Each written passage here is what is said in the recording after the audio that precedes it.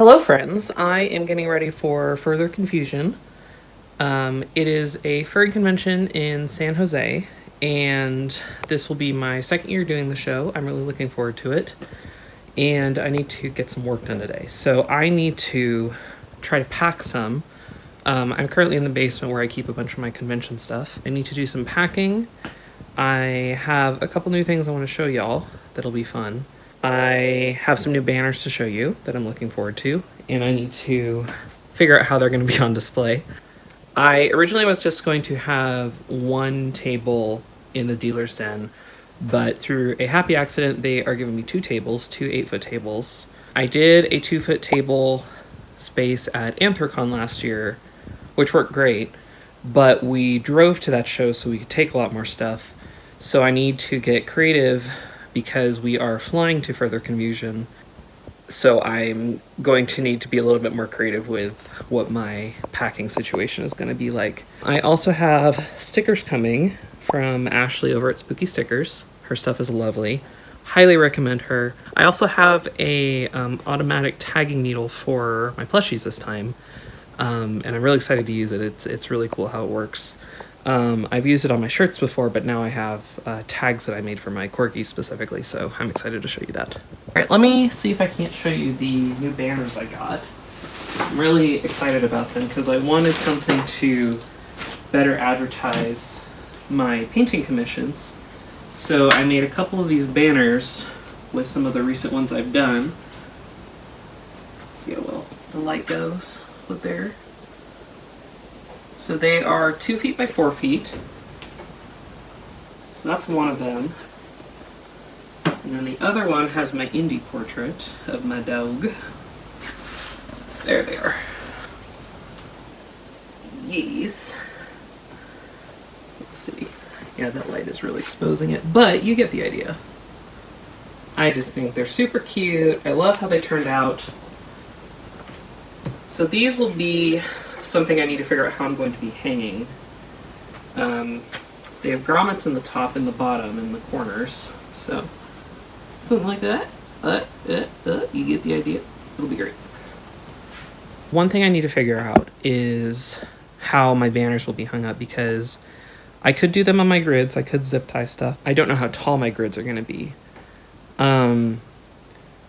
One option I do have is I have some pieces of old photo stands I've used that I've like broken down so they can fit in my suitcases and I don't have to worry about having a separate bag for them that the airlines don't appreciate having.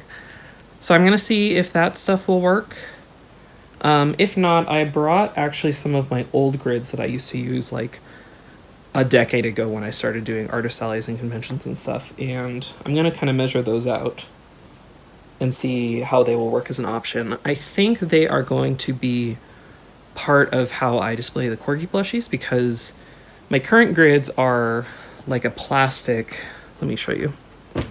So these are my current grids. I just got them off Amazon, unfortunately, but they are like a metal wire frame with like a vinyl kind of plastic. So they're really lightweight and they are extremely durable, actually. So these are what I currently am doing my display with. This is one I have set up for stickers. My friend Krista D, I stole this from her. These are little clear pockets for like labeling like plastic storage bins. They come in different sizes. These ones I think are, maybe they're 4x6. And then I have some little labels for some of my different sticker designs. And it just helps keep everything organized and people can kind of self-serve and pick out their own stickers, and I find that works really well for me. So anyway, these are my current grids, and then the old grids are actually just wire, but they are quite a bit bigger. I have these black ones that I brought. I have some white ones as well, but I think I'm going to use the black ones. I think they look nicer. These ones I think are 14 by 14, whereas the current ones I'm using I think are a square foot thereabouts. So yeah, you can see there's a pretty big difference between the two. So when I've planned my display using these grids, it's pretty easy to figure out because it's just a 1-to-1 for square footage, but I can't quite do that with these ones since they're a little bit bigger.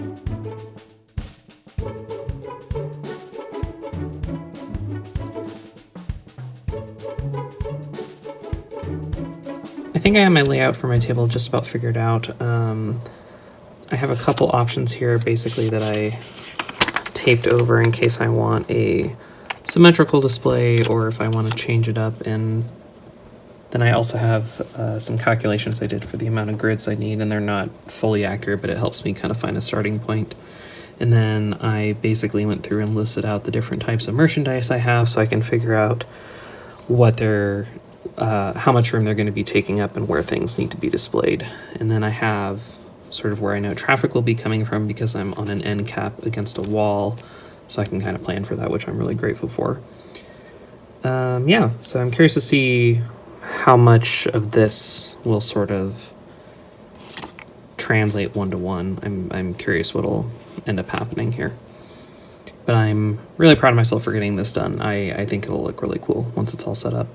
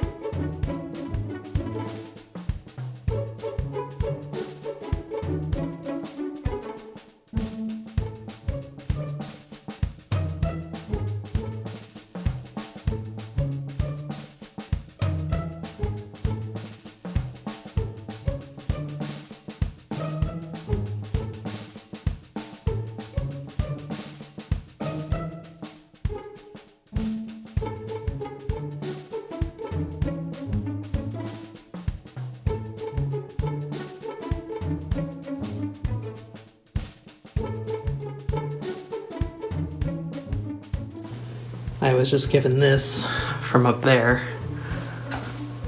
Oh, what a good catch. Don't drop it again.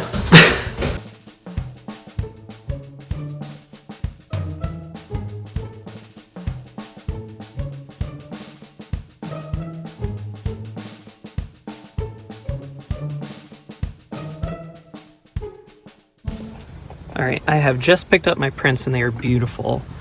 I want to show you here. And also I want to recommend, if you are an artist doing conventions, if you can find a local printer for your work as opposed to having to get stuff shipped to you, highly recommend it. I use Inkworks in Northern Colorado and they are incredible. Super wonderful customer service. They're really great people there. So generally, if you are able to get your prints locally, it'll be cheaper and you'll get better quality, and you also have a lot more control over what you're getting. So let me show you what I got. Here he is. I did a little sholo, or a big sholo, for my suit dogs. I'm really happy with how it turned out. There's also some Sly Cooper prints in there to restock.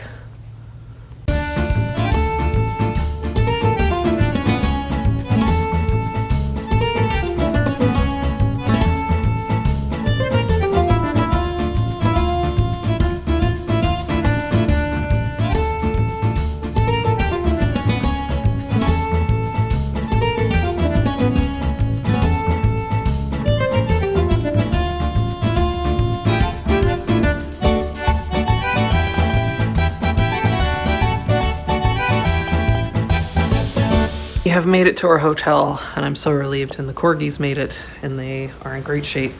I'm super, super happy about that. They made it. They're glorious. I'm super relieved. So we are going to get some food. But yeah, I think we're gonna go eat at Burritozilla, which I have heard of, but I've not been to, and I'm looking forward to it.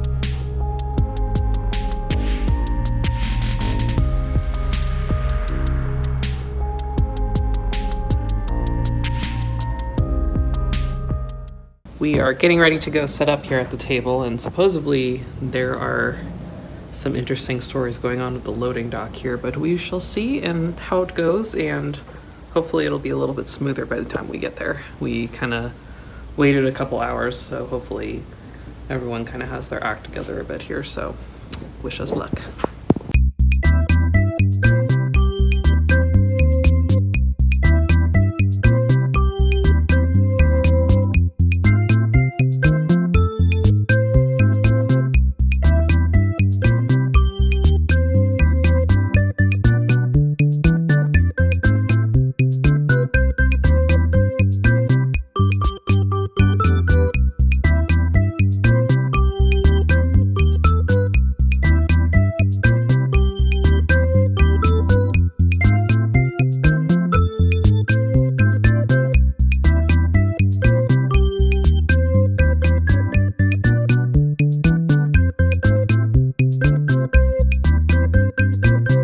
So in theory, you're going to walk in and see my end cap right here, and hopefully the rest of the lights will be on for the show because it's pretty dim in here right now. But if not, I can definitely put one of my lights over that.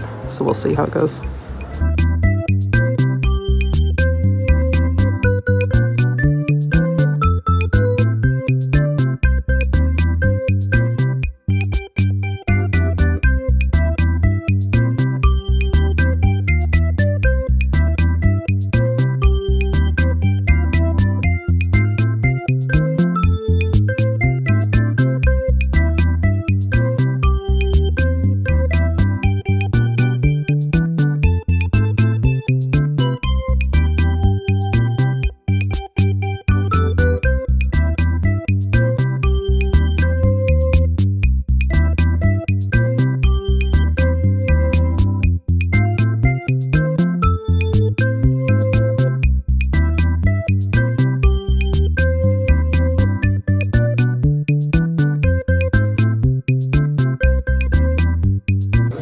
Alright, we are just about finished setting up, so let me give you a little tour here. I'm really happy with how everything is looking. So we don't quite have everything at the table, we'll finish it up tomorrow. But the plushies are going to go here. We have lots of room. We're going to have a couple more lights up there. I'll probably do a test tonight just to make sure they fit okay. And then my paintings and the commission stuff will go over here.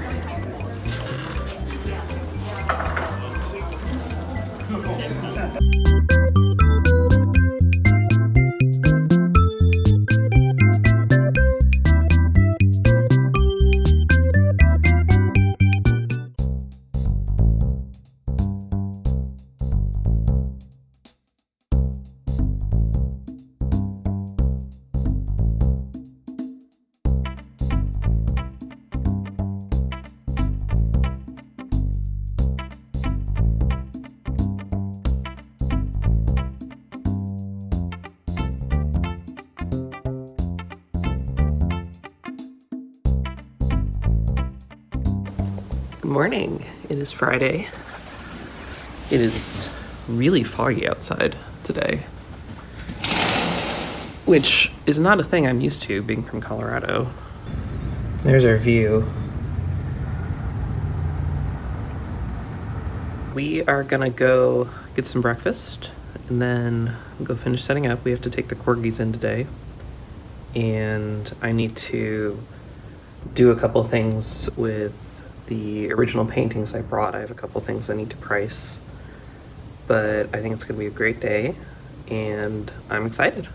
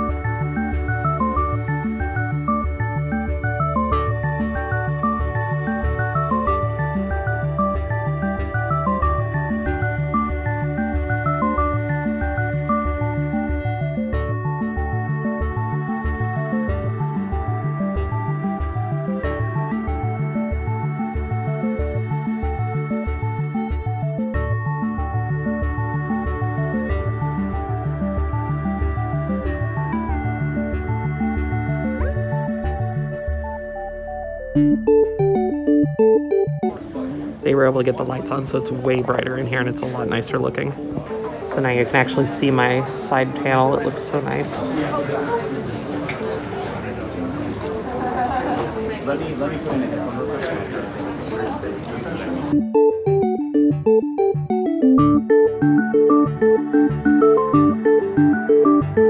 I wasn't filming, of course, but we just had our first sale before open from a vendor, so I'm really happy. I hope we have a good show.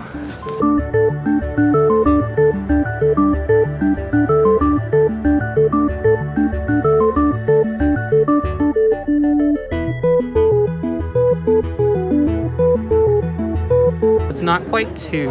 We opened at 11. I am already sold out of my medium and large shirts, and I have a feeling I'll sell out of the smalls as well, and I don't know if I'll sell out of my XL, but possibly. It's already been way busier than I was expecting, so I am very happy.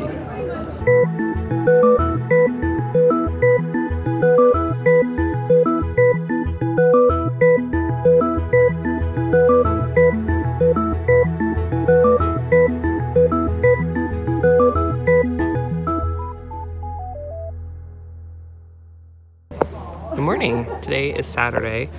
It's really hot in here right now, so I'm trying to cool off.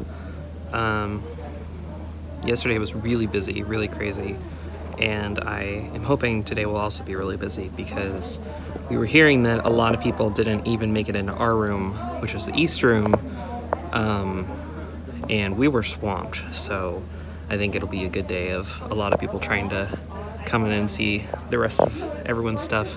There's also some bigger vendors in here, so we think that that's helping draw traffic in as well. But yeah, we're gonna have a great day.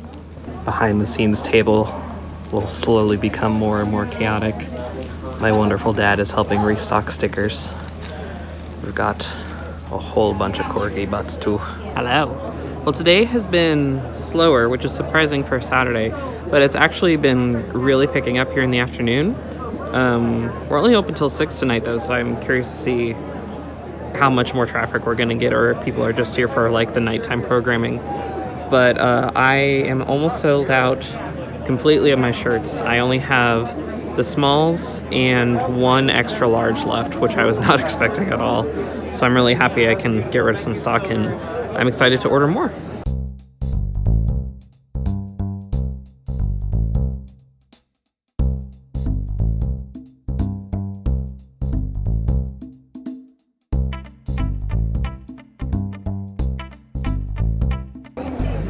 So we are almost done for the day on Saturday, and I have been putting up low stock signs and everything, so I was going to show you what we're running low on here. So as you can see, for shirts, we only really have small left. I'm pretty sure we're going to sell the last of the extra large, so I've been doing pre-orders for all the other sizes. This is the last of this design of the sticker books. I only have the display left. I just sold the last packaged one. I think I have 2 spooky juices left, and then I have 2 Make It Gay dice bags left. Good morning. It is Sunday. It is very quiet in here. I think most people won't be coming in closer till about noon, which is normal for conventions, especially for furry shows. I don't know if I have anything special to report.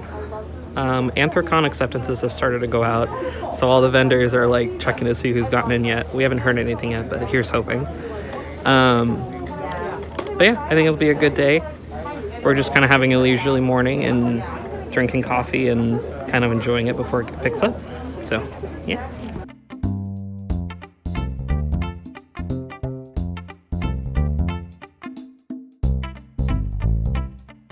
All right, we're about halfway through Sunday today, and I have been selling out of stuff, which is great. So let me give you a little tour here.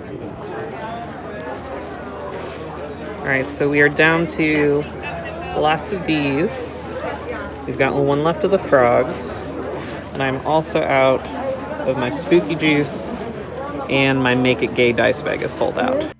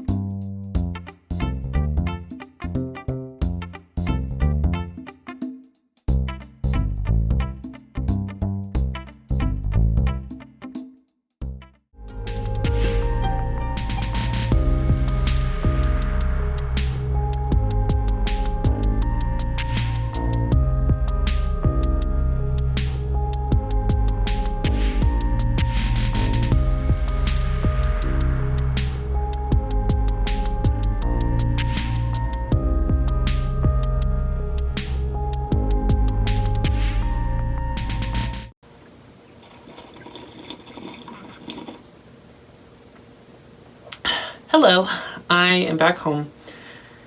I have coffee. Look at this mug I got. It is, the artist shop is called Rock Mugs, and they're just these wonderful fat little creatures. I love them very much. So we're back home. FurCon was a great show. I am very worn out. We worked really hard. Let's see, we came home to a polar vortex. I think it was -8 when we got home. And currently, it is snowing really hard. I think we've got about 3 inches of accumulation, but I'm sure we're going to get more by the end of the day. So very different than San Jose weather, but it's really nice to be home, back with my wife and my dog, and it's really nice and quiet. So, pros and cons of FurCon. What didn't go well? So first off, furry conventions are excellent to do, especially from a vendor standpoint. In my experience, furry conventions are some of the best, well-organized conventions that I've done, especially as an artist selling my art there. And Further Confusion is no exception. I have been tabling at shows for over a decade at this point, and I've done Comic Cons, sci-fi cons, anime cons, furry cons, kind of the whole gambit. And furry conventions are some of my favorite. Furry cons are extremely queer, extremely accessible, and in a practical sense, I do well at them. I make good money at them. And I think that a lot of the people who attend furry shows understand the value of art and the work of artists a lot better than other attendees do at different shows. Recommend furry shows for that reason. Anyway, so Further Confusion was super well run, super well organized. We were really well taken care of as vendors. It used to be a lot more common where at conventions they would have resources for artists and vendors like, water or snacks or like a quiet room to do your work or whatever outside of your table. And most conventions don't have things like that nowadays, but Further Confusion did, and a lot of furry shows tend to have a little bit more things like that because they are designed to be so accessible, and they are put on by people who are queer and disabled and understand the needs of other people who are queer and disabled. Being able to go to a convention and know that with a fair amount of confidence I'm going to be around like-minded people, not just in attendance, but also on staff, is very comforting for me. Like-minded might not be the right word, but people who share similar experiences with me, I guess. That's a big can of worms. Not what I want to talk about. What I want to talk about is there were a lot of problems with the building staff.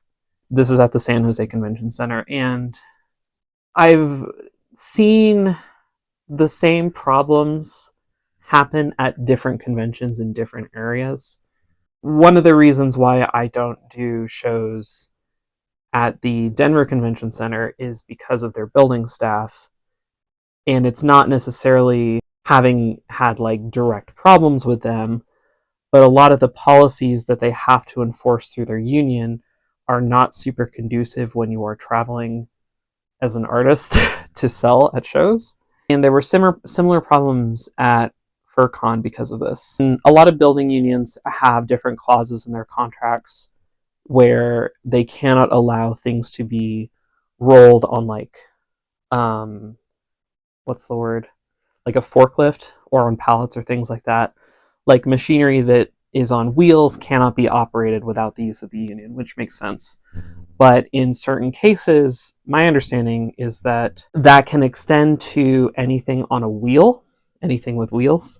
If someone is seen, for example, wheeling a suitcase through the convention center, it can be determined as a breach of contract with the union.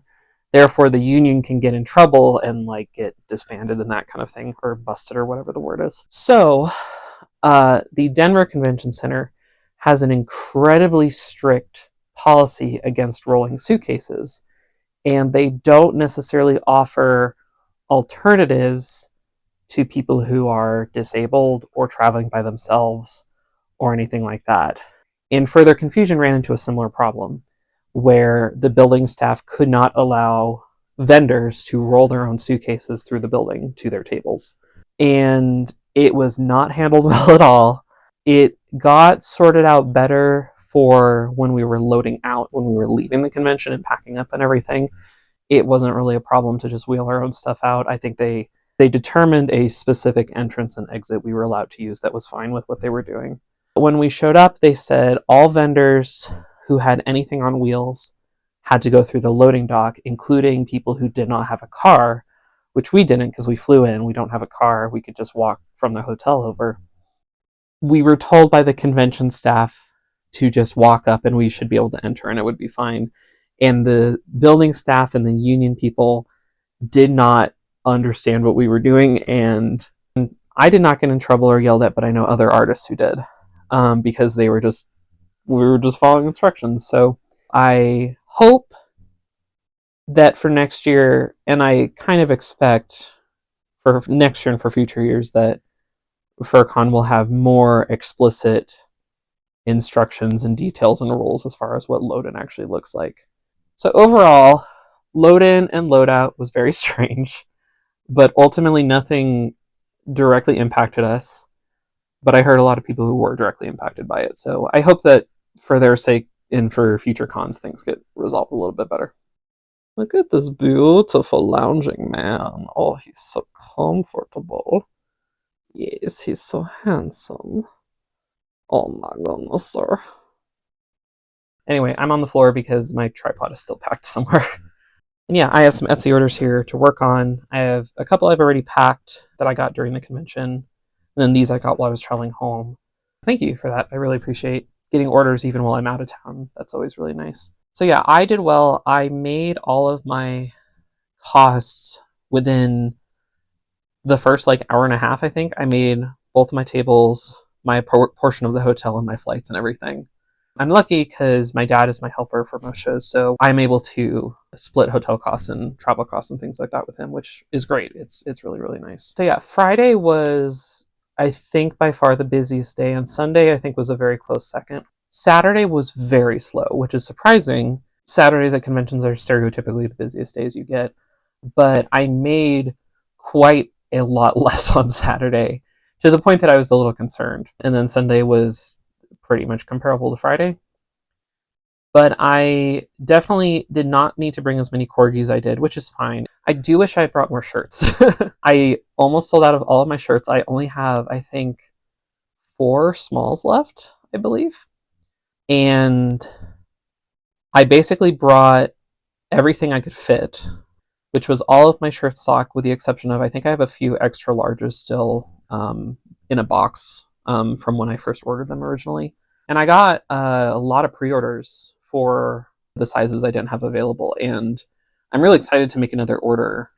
Anyway, I really want to make more designs for screen printing shirts because I really enjoy the process with having the separate colors and halftones and kind of mixing the different shades you want, because you can do a lot when you kind of realize how everything works, even though you're only working with a couple different colors, plus the shirt base or whatever. I am wanting to do a similar one to my ramen dogs, but with corgis at a beer garden or something like that. And I got some treasures that I'm going to show y'all in here. And then I got a few Etsy orders to pack here. One is the Kiri bag. She is double-sided. And then the next one, we've got the Oh No Not One sticker. And that goes with a Kraken sticker book. Let me show you some of the fun stuff I got.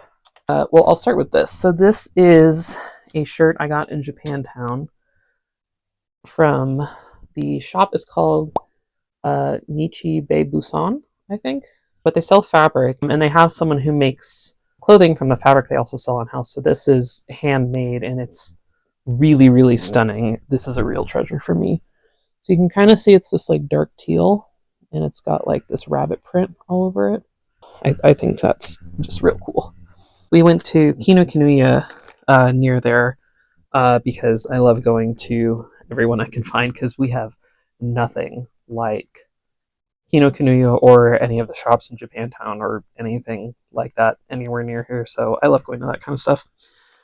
But I got an art book that I've had my eye on for a while that has different watercolor illustrations of Tokyo storefronts. and I just think they're really, really beautiful. I love how they're done. But like, it's just really gorgeous. I like it a lot. And then I treated myself to the first volume of Dungeon Meshi. I don't think I've bought manga of any kind since I was like a teenager. So they did have the whole series available, and I did think about it, but I do not think it would have fit in my suitcase coming home. So um, I'm excited to be able to start collecting these because I love this series so much. It's one of the first manga and also the anime that I've been able to get into for years at this point. So it's a special treat. And then these are some things I got from the con. And this isn't everything because some of it was gifts that I've already given out. So first is, yeah, let me show you this print I got of these ramen doggos. And this one is inspired by the artist Late Dog, and his name was Boba Fett. And it's just so sweet. The artist is, looks like Amy Yakom, Amiyyakom. And I got to meet the artists, and they have little descriptors on the back. And I just think they're so nice. But it's just so cute. And there's a little Dharma, a little fat little dog. And I love him. All right. So then, that same artist I got some stickers from. Let's see. I was also gifted some stickers. Well, first they had this one, which just delighted me to no end. Let's see. Yes, and then these were some other stickers by them. Lots of good little dogs making coffee, doing jobs. It's good stuff. Good stuff indeed. I was also gifted some stickers by furries, which was always delightful. They were very sweet, so thank you for these. And then, and I did a couple trades, and one of them was for this gigantic seal sticker. I love him a lot. I got this from mine and Ian's row mate, so they were on the other side of Ian than I was. I will have to find their username. It's like Dead Dog Bomb Art something. I'm sure I'm getting that wrong. But their name is Max, and they were just the sweetest person, and I love their stuff. And I believe this guy is glow in the dark or UV reactive, something like that. So he's a nice big patch I'm excited for. And this was another little print I got when we were in Japantown that I think is just really cute. Little food dogs. During the con, Anthrocon acceptances were starting to go out, and I did not get in. I got waitlisted. And I'm honestly okay with it right now. One, a lot of things can change in 7 months' time, so, whatever. But if I can't get in, I'm also okay with it because we are moving this year. That's why I've got boxes all over the place. So being able to plan for to be at home as much as I can in order to help pack and move and fix up our place for selling and everything is a little bit more of a priority for me, I think, this year. I am still going to be doing a few events that I travel to. I think our next show we have is WonderCon, which I believe is at the end of March, so we'll be there for that, and we'll probably do some time in Disneyland because it's right there. Conventions overall are very difficult for traveling to, especially the older you get. And I'm only 31, but I have friends my age, younger and older, that have stopped doing conventions for various reasons, and I don't blame any of them because it's a really hard thing to do to sell your art in that way. Streaming is also something that I want to try doing because I have been able to get a really decent streaming setup, and I want to use it and enjoy it, and it's kind of a thing that my wife and I enjoy doing is playing games together, so that is something I think we will pursue at some point. I believe that is all I have. Thank you so much for watching. Thank you for coming along with us to Further Confusion in San Jose. I am excited to plan for next year and for future conventions and whatever else might come my way. Yeah, I think that's all I have. Goodbye.